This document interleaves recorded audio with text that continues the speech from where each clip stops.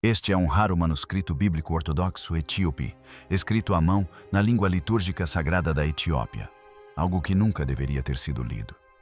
E, no entanto, de alguma forma, sobreviveu. Oculto por quase 1.700 anos nas profundezas dos isolados mosteiros nas montanhas da Etiópia, uma única página foi transmitida em silêncio. Nunca publicado, nunca traduzido, nunca mencionado fora de um círculo sagrado de monges que juraram segredo. Este não era um manuscrito perdido. Foi deliberadamente ocultado, protegido, temido, porque o que ele contém não apenas acrescenta à história de Jesus. Ela reformula os momentos após a ressurreição de maneiras que desafiam tudo o que pensávamos saber. De acordo com aqueles que aguardavam, esta página proibida revela o que aconteceu durante os misteriosos 40 dias após a ressurreição de Jesus, dias que a Bíblia mal explica. Descreve ensinamentos privados dados apenas aos discípulos, formas estranhas de oração, nunca registradas nas Escrituras, nomes angelicais desconhecidos e, o mais perturbador de tudo, uma descrição vívida, quase estruturada, da própria vida após a morte, como um mapa que ninguém jamais deveria ver. Durante séculos, esse conhecimento permaneceu oculto. Alguns acreditam que foi suprimido. Outros dizem que era perigoso demais para ser revelado. Mas agora esse silêncio finalmente foi quebrado. Antes de revelarmos o que estava escondido, curta e inscreva-se, porque o que você está prestes a ouvir é algo que você nunca deveria ter sabido. A página que eles proibiram. O Mashafa Kedus começa com Jesus em pé entre seus discípulos 3 dias após sua morte. Ele lhes diz que o ministério público foi uma preparação. Agora vem o verdadeiro ensinamento. O que se segue são 40 dias de instrução que nunca foram incluídos em nenhuma Bíblia ocidental. O texto descreve 7 posturas de oração. Cada postura alinha o corpo com uma frequência espiritual diferente. Ficar de pé com os braços erguidos conecta-se aos anjos de louvor. Prostrar-se com a testa tocando o chão abre canais para receber instruções divinas. Ajoelhar-se com as mãos cruzadas sobre o peito cria um selo que protege a oração da interferência demoníaca. Sentar-se com as palmas das mãos voltadas para cima sobre os joelhos recebe sabedoria divina. Deitar-se completamente em entrega abre a alma para a transformação. Estas não são metáforas. São técnicas com propósitos específicos. O texto explica quando usar cada uma delas. A oração da manhã requer posturas diferentes da oração da noite. As orações por cura diferem das orações por orientação. O texto menciona anjos, não apenas Miguel e Gabriel, que aparecem nas escrituras ocidentais. O Mashafa Kedus menciona Suriel, o anjo que guia as almas após a morte. Hagel, o anjo que executa a justiça divina contra aqueles que prejudicam os inocentes. Sariel, que guarda os espíritos que pecam contra outros espíritos. Remiel, que supervisiona a ressurreição e desperta os mortos no tempo determinado. Fanuel, que preside o arrependimento e dá esperança àqueles que herdarão a vida eterna. Cada anjo tem uma função. Cada um pode ser invocado pelo nome. Cada um responde a invocações específicas detalhadas no texto. O texto descreve o céu em 7 níveis. Cada nível tem guardiões que desafiam as almas em ascensão. Cada guardião exige conhecimento específico para ser superado. O primeiro céu contém nuvens e anjos que registram os atos humanos. O segundo céu abriga anjos caídos aguardando o julgamento. O terceiro céu é o paraíso, onde os justos repousam. O quarto céu abriga o sol, a lua e as estrelas, com os anjos que os guiam. O quinto céu abriga os vigilantes que se rebelaram e agora choram eternamente. O sexto céu contém os arcanjos que ministram diante de Deus. O sétimo céu é a própria sala do trono. A alma que morre sem esse conhecimento vagueia perdida entre os níveis. A alma que conhece os nomes e as senhas ascende diretamente à presença de Deus. Eis porque as autoridades da Igreja proibiram a tradução. Este ensinamento elimina o intermediário. Se os crentes podem orar diretamente usando as técnicas ensinadas por Jesus, não precisam de sacerdotes para interceder em seu favor. Se os crentes conhecerem os nomes dos anjos e suas funções, não precisarão da hierarquia da igreja para acessar o poder divino. Se os crentes possuíssem mapas da vida após a morte, não precisariam do clero para garantir sua salvação por meio dos sacramentos. O Mashaf Quddus transforma o cristianismo de uma instituição à qual se pertence em uma prática que se realiza. Roma não conseguiu construir um império sobre esse fundamento. Constantinopla não conseguiu manter o controle sobre milhões de fiéis que tinham acesso direto ao céu. Então, eles queimaram as cópias. Declararam o texto herético em concílios, nos quais bispos etíopes não estavam presentes. Disseram aos fiéis que o cânone estava completo e que qualquer um que afirmasse o contrário era um enganador. Durante 17 séculos, os cristãos ocidentais não faziam ideia da existência desses ensinamentos. Os monges na Etiópia, porém, sabiam. Eles continuavam a copiá-los à luz de velas em celas nas montanhas. Continuavam a orar usando as posturas. Mantiveram as técnicas vivas enquanto o resto do mundo se esquecia. A Igreja Ocidental chamou esse material de apócrifo, uma palavra grega que significa oculto. Mas oculto por quem? Oculto de quem? A Igreja Etíope jamais escondeu esses textos. Eles eram lidos em cultos públicos todos os domingos. Ensinavam-nos a todas as gerações de monges e sacerdotes.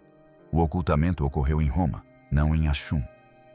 A repressão aconteceu em Constantinopla, não nas terras altas da Etiópia. A biblioteca que Roma não conseguiu alcançar. A Etiópia era cristã antes mesmo de Roma ser cristã.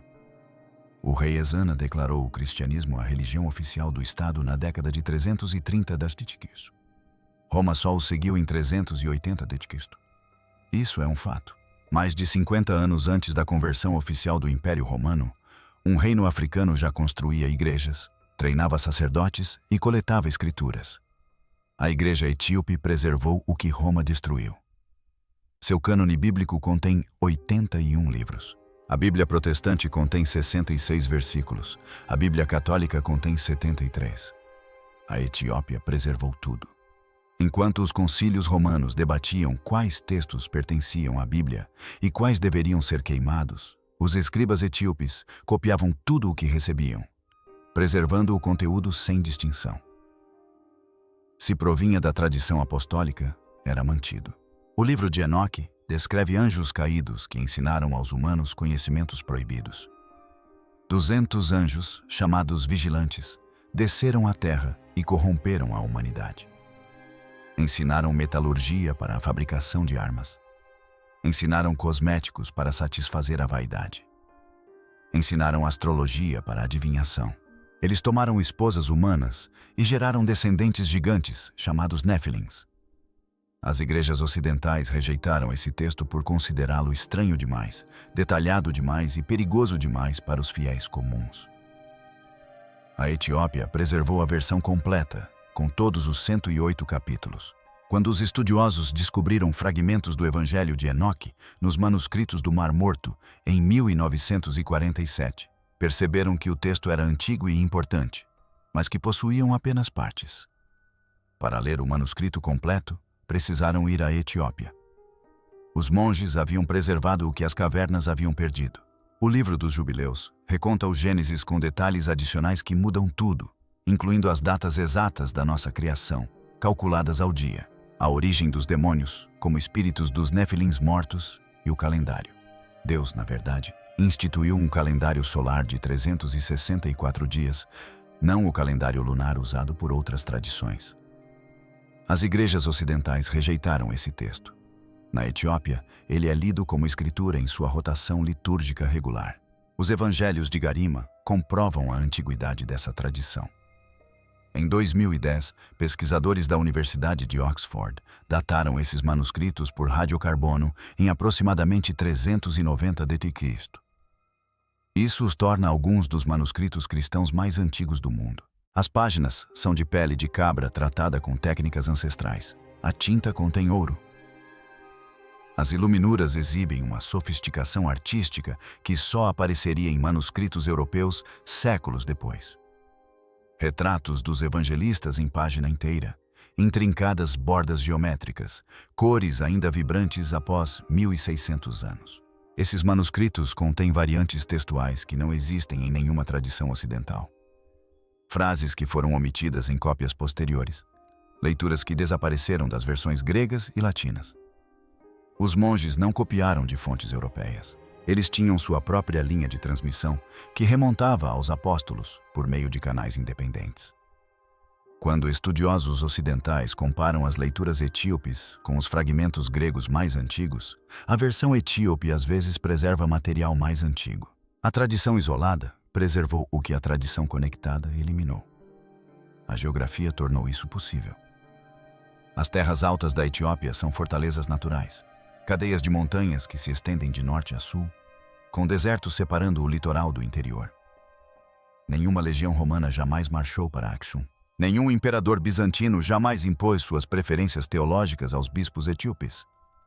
Quando exércitos incendiaram bibliotecas por toda a Europa e Oriente Médio durante invasões e guerras religiosas, monges etíopes carregavam manuscritos por trilhas nas montanhas até igrejas rupestres escavadas em penhascos.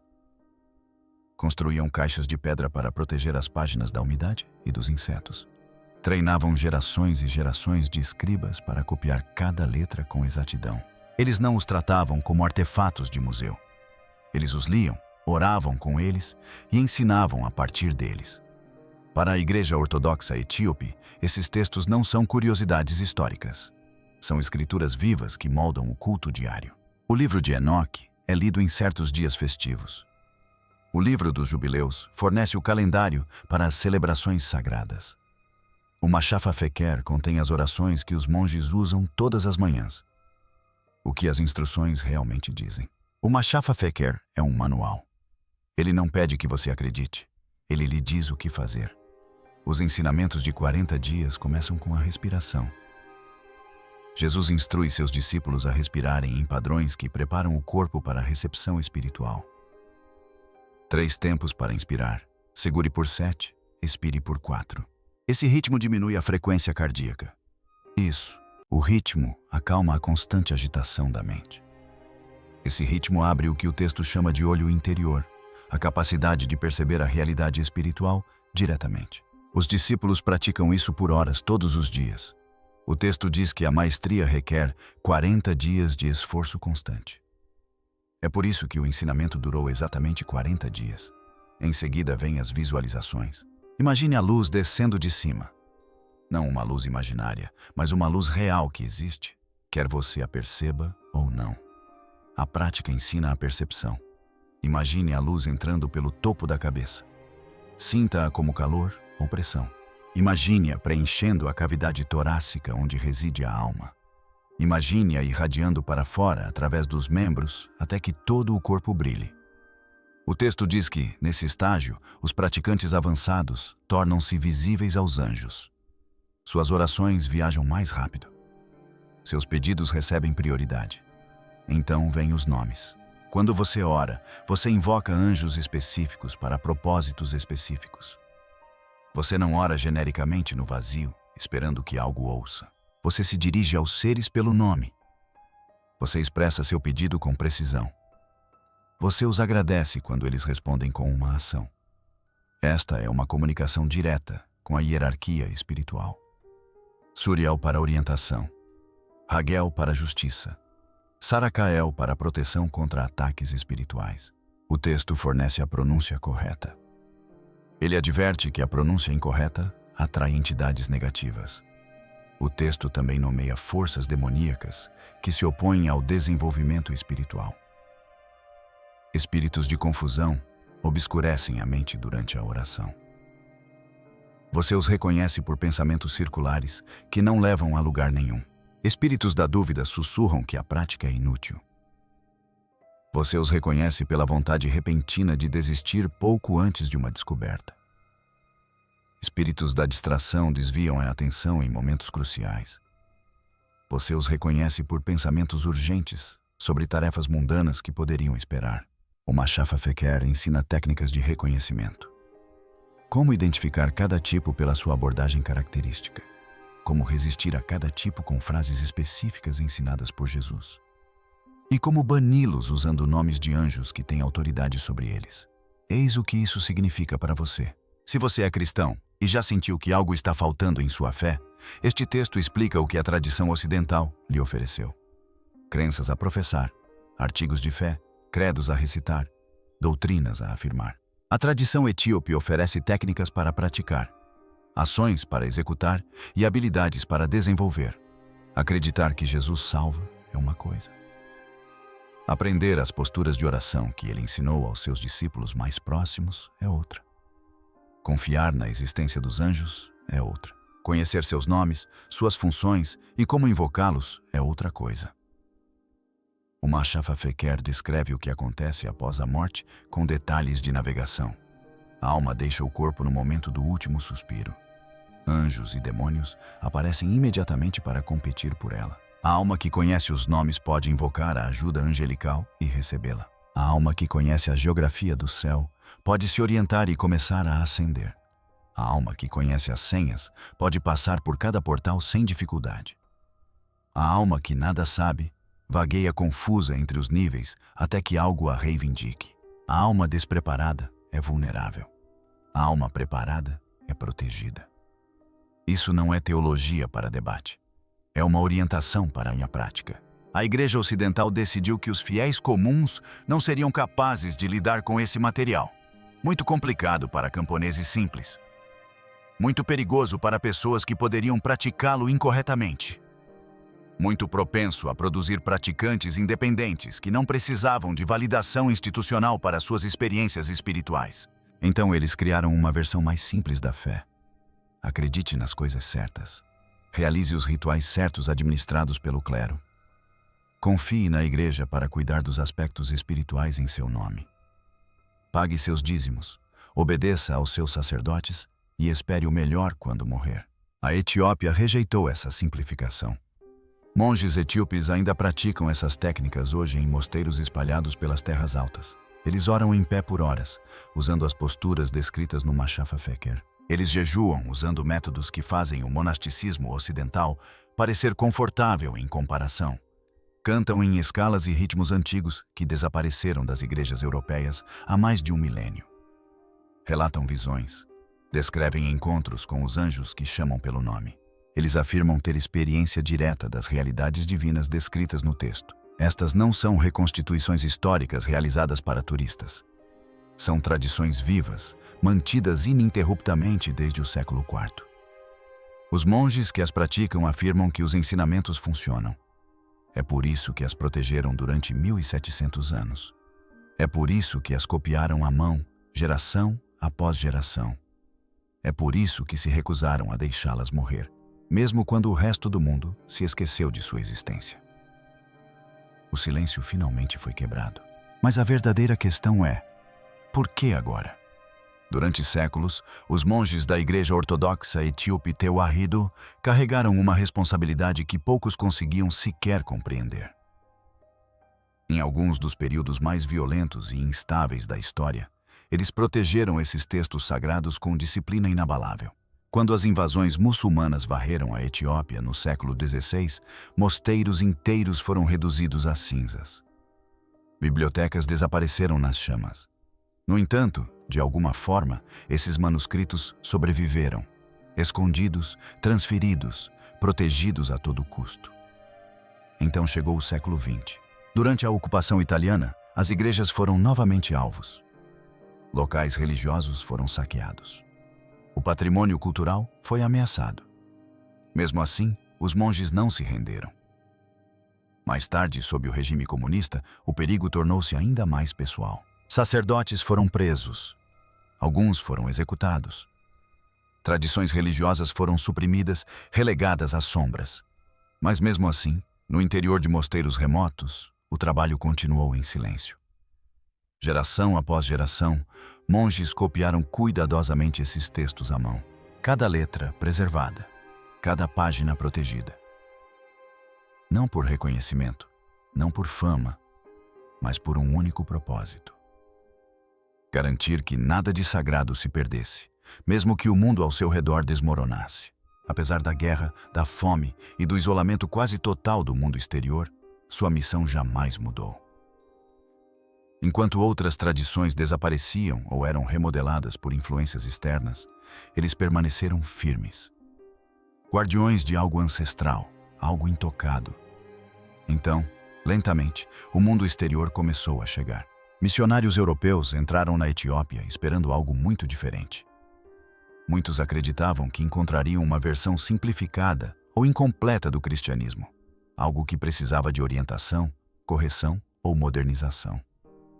Mas o que encontraram, em vez disso, os surpreendeu. Eles encontraram uma tradição muito mais antiga do que muitas de suas próprias denominações. Uma igreja com raízes históricas profundas, teologia complexa e práticas que permaneceram inalteradas por séculos. A igreja etíope seguia seu próprio calendário, ainda baseado no antigo sistema juliano, muito tempo depois de a Europa ter adotado o calendário gregoriano. Seus rituais preservavam formas de culto que haviam desaparecido em outras partes do mundo. E talvez o mais impressionante de tudo, sua Bíblia era diferente. Ela continha livros e ensinamentos que o cristianismo ocidental havia rejeitado ou removido séculos atrás. Para muitos missionários, isso gerou confusão. Alguns não sabiam como reagir.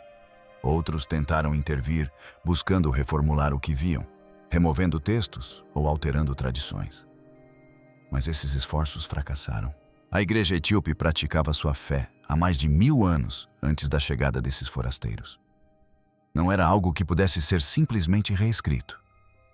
E assim, os monges continuaram seu trabalho, silenciosamente, cuidadosamente e sem interferência.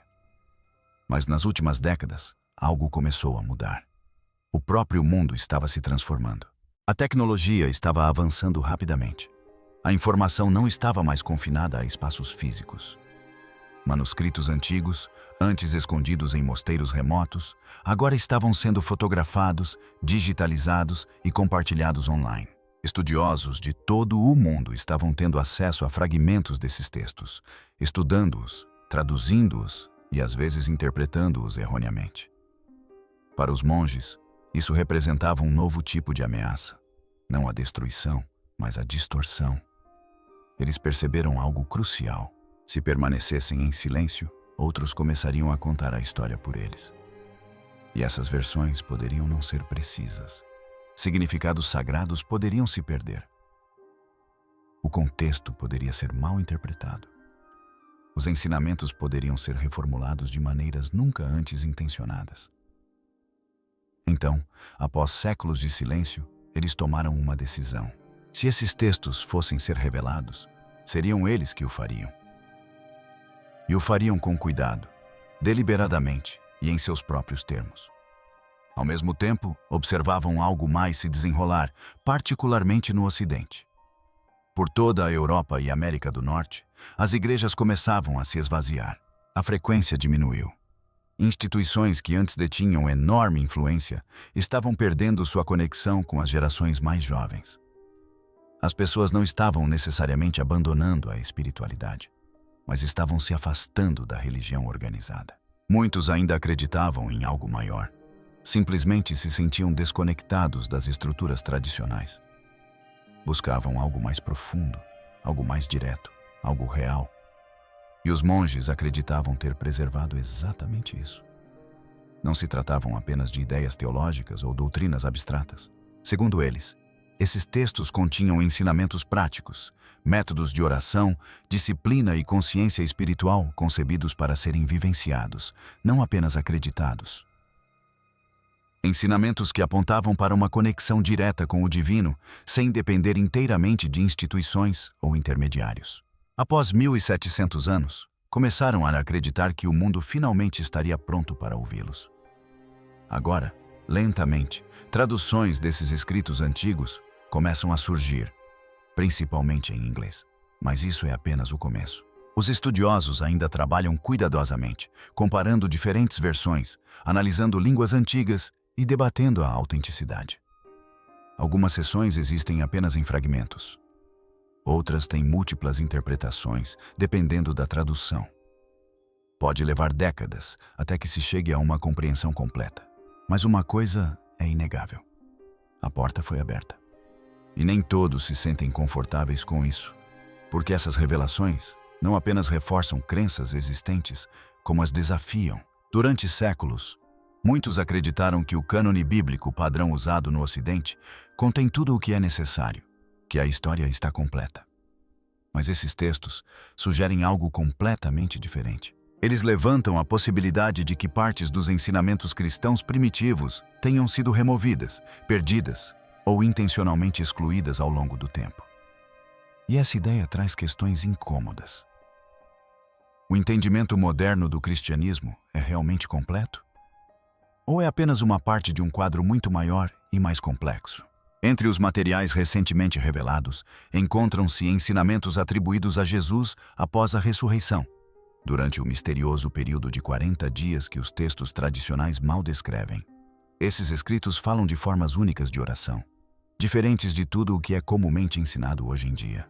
Elas introduzem nomes e funções de anjos que não são encontrados nas escrituras tradicionais. E talvez o mais intrigante, descrevem conceitos complexos e estruturados da vida após a morte. Ideias que alguns acreditam terem sido consideradas complexas demais ou até mesmo controversas para serem amplamente ensinadas. Mas além de tudo isso, há uma ideia que se destaca acima das demais. Um desafio à própria estrutura da religião institucional. Durante séculos, muitas tradições ensinaram que o acesso ao divino deve ocorrer por meio de sistemas, autoridades ou intermediários específicos. Mas, de acordo com esses textos, essa conexão pode ser muito mais direta do que a maioria das pessoas jamais imaginou. É claro que o que você decidir fazer com essa informação é inteiramente sua decisão. Você pode encarar isso como especulação antiga, ideias que foram descartadas por razões válidas. Ou pode sentir-se compelido a explorar mais a fundo, a ler as traduções você mesmo e a tirar suas próprias conclusões. Alguns podem até tentar praticar os métodos descritos para ver se eles levam ao tipo de experiências espirituais que os monges afirmam proporcionar. Seja qual for o caminho que você escolher, uma coisa é certa. A responsabilidade agora mudou de mãos. Os monges cumpriram sua parte. Protegeram esses escritos quando outros não puderam. Levaram-nos consigo através de séculos de caos, violência e incerteza. Preservaram um conhecimento que poderia facilmente ter se perdido para sempre. E agora, escolheram compartilhá-lo. A pergunta que eles deixam para trás é simples, mas impossível de ignorar. O que nos ensinaram é a história completa. Porque, segundo eles, não é. Eles afirmam possuir ensinamentos que nunca foram amplamente divulgados. Métodos de oração que nunca foram amplamente ensinados. Revelações que antes eram consideradas poderosas demais, transformadoras demais, ou talvez disruptivas demais para o público em geral. Conhecimento que nunca se perdeu, apenas permaneceu oculto. E agora, não está mais oculto. O que torna isso ainda mais fascinante é que pode ser apenas o começo. Acredita-se que os arquivos etíopes contenham milhares de manuscritos antigos, muitos dos quais permanecem sem tradução. Entre eles, encontram-se textos que descrevem a infância de Jesus, relatos de apóstolos não mencionados nas tradições ocidentais e escritos sobre o fim do mundo, que oferecem perspectivas totalmente diferentes. A dimensão do que ainda permanece desconhecido é enorme. E à medida que mais desses textos forem revelados, mais perguntas inevitavelmente surgirão. O que mais permaneceu em silêncio por séculos? O que mais foi omitido? E quanto daquilo em que acreditamos hoje se baseia em uma visão incompleta? Uma coisa é certa: esta história está longe de terminar.